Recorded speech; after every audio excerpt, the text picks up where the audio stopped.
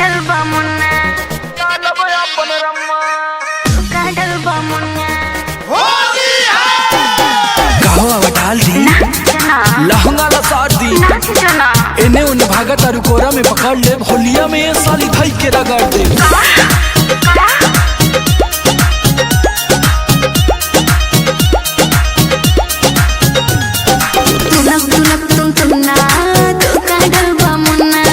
अच्छा हाँ हो सटा तब न बताई तुनक तुनक तुनक तो काढल बामुन्ना भौजी की बहन मार ले वन दिलान ना तो होली में खिलाई वो माया माँ जब डाला माया बन रमा जब डली है अपन रमा छटक के भग बोलम्मा जब डाला माया बन रमा तुनक तुनक तुनक जो तो काढल बामुन्ना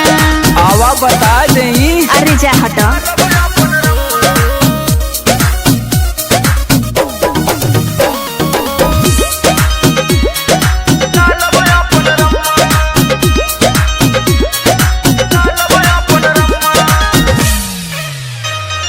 रोंगे खातिर गलिया तो हर मनवा हमर झूमे हो तोहरे जैसन डाले वाला आगे पीछे घूमे हो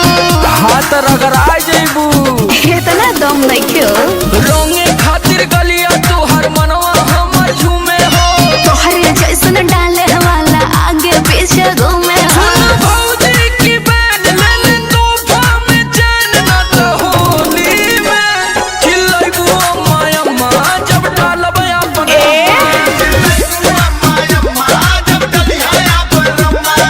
छटक के भग बोलम्मा जब डालब अपन रम्मा तुनक तुनक तुनक जो तो काढल बामुन्ना डालब की चिंगूर जइबू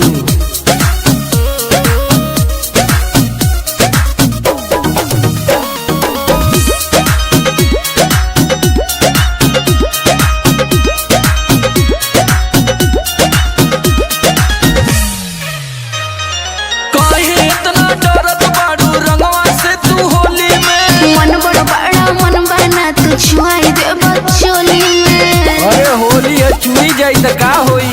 अच्छा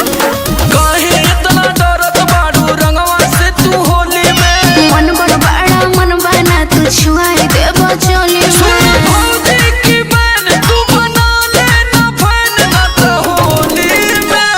खिलाई वो माया माँ जब डालब अपन अरे अरे छटक के भग बोलम्मा जब डालब अपन रम्मा तुनक तुनक तुनक जो तो काढल बामुन्ना